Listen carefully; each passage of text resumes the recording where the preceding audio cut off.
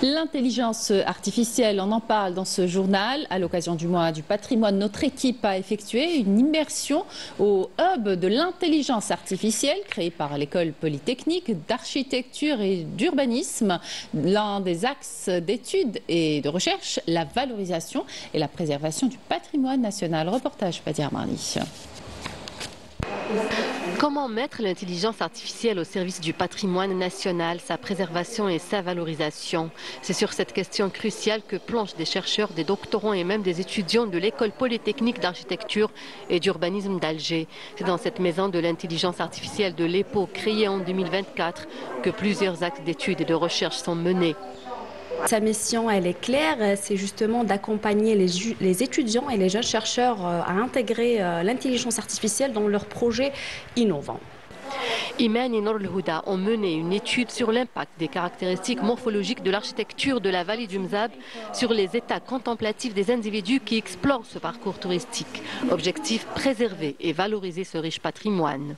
Notre but principal, c'est de comprendre l'impact de l'environnement bâti dans des endroits classés patrimoine mondial sur l'état affectif, l'état mental et comportemental de l'individu au sein de cet espace pour pouvoir plus tard décider des interventions qu'on peut avoir dans ces lieux. Concrètement, l'intervention de l'intelligence artificielle est au niveau de l'analyse de données en se basant sur une restauration sensorielle, non pas une restauration plastique ou formelle de l'environnement de ce bâtiment-là, pour mieux le préserver. Sabrina a mené avec son équipe une recherche sur plusieurs bâtiments de la Casbah d'Alger, mais également sur le patrimoine végétal à l'exemple du jardin d'essai, dont l'objectif est de préserver ces joyaux architecturaux et de les léguer aux générations futures.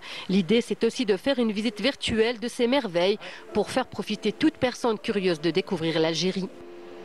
Donc le but à travers ce travail, c'était de proposer une visite virtuelle du jardin afin de pouvoir rendre ce lieu plus accessible, on va dire, au niveau international et d'attirer plus de touristes et de valoriser la valeur patrimoniale de ce jardin. Nous avons un des plus grands pays au monde avec un des patrimoines les plus diversifiés au monde qui ne demande qu'à être mis en valeur et à être présenté au monde entier.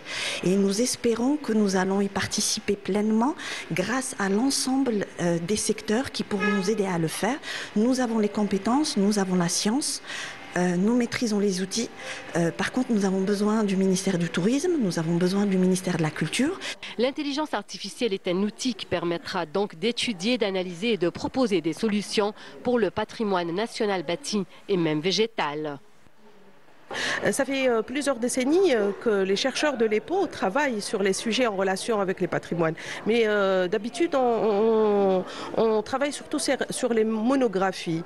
La différence cette fois-ci, c'est qu'on développe l'axe de l'intelligence artificielle à travers des modélisations, des recherches. On essaie de comprendre, on essaie de répertorier, mais on essaie aussi de réfléchir quoi léguer aux générations futures. Il est très très important pour nous de développer des relations avec le secteur socio-économique.